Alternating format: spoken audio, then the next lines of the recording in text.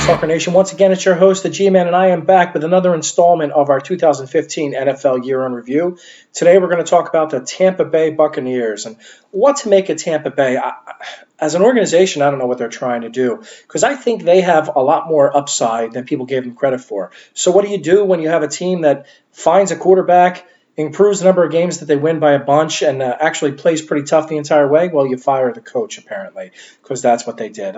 Not an organization known for their brilliance, but we'll see if it makes it for them at the end. I'm not a huge Lovie Smith fan. I do think he's extremely conservative, although this year, honestly, he didn't act that way. The offense was a little more aggressive. But we'll see as it happens moving forward. So what went right for our friends at Tampa Bay? Well, first, the quarterback, right? Jameis Winston went first overall. A lot of questions about it, a lot of questions about his makeup, not so much about his talent. Well, apparently he navigated things just fine in the first year. I think he's going to be an absolute stud. I don't think people want to make him out to be a running quarterback. I'm sure there's a race thing to that. People think because he's black he can run. I'm not saying I think that, by the way. I think it's ridiculous that people tie race to quarterback, but whatever. People are going to do what they're going to do.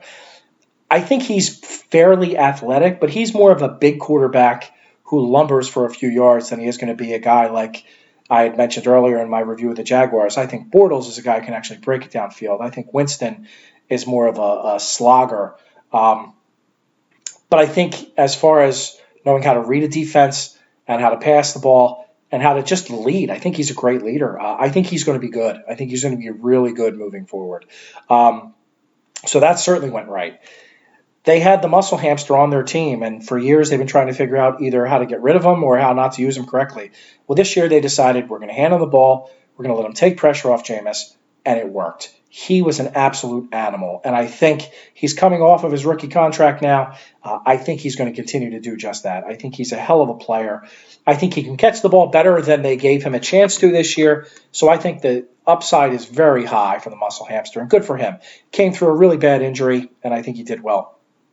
Mike Evans drops the ball a lot, and I mean a lot. And if he didn't, he might be the best receiver in the league because even with that, he's a top 10 receiver in the league. He's big, he's physical. He's making it very obvious that in college, he made Johnny Manziel a player and not the other way around, right? So all he had to do was throw it deep to Evans and he would come up with the ball, and he continues to do that. He's a hell of a player. Work on the dropsies a little bit. They drafted a tight end. Everyone likes him more than I do. I think he's big, and I think he can block. He doesn't show me the speed everyone seems to think he have in Austin Seferian-Jenkins, but we'll see. I mean, I think he's got an opportunity. The offensive line had a lot of injuries and still pieced together a pretty good run as the year went by. So I think they have a lot of upside. I think they're looking up a lot. On the defensive side, what went right?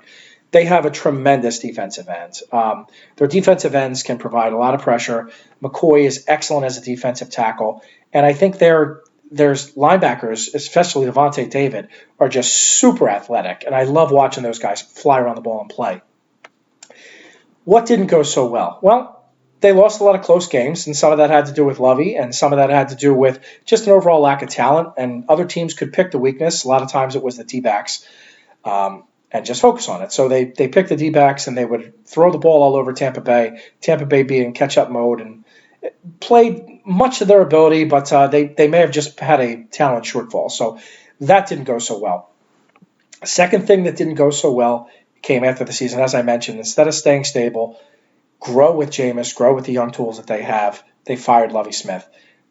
I think they did that because they were afraid Dirk Cutter was going to get another job somewhere else. So rather than have him leave and lose the momentum that they gained on offense with Cutter, they got rid of the head coach, moved Cutter up. That always scares the hell out of me because I'm not a believer that the best coordinator makes the best coach. I think as a coordinator, you're very good at your side of the ball, but it's only the best coordinators that can take themselves out of that mindset and think like a head coach. You can't just pass the ball every time because your defense is going to get tired. A lot of times offensive coordinators fall in love with that when they become head coach. Mike Martz was a great example. He didn't care. He didn't care about his defense. He wanted them to win, but he thought, well, they'll just have to do enough to let my offense score.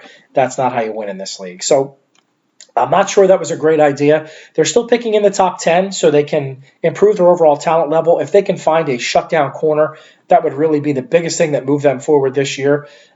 They have a ton of talent. I like their upside. I like their players. We'll see what Cutter can do as a head coach. So for me, that's the 2015 Tampa Bay review. I'm the G-Man, and I am out.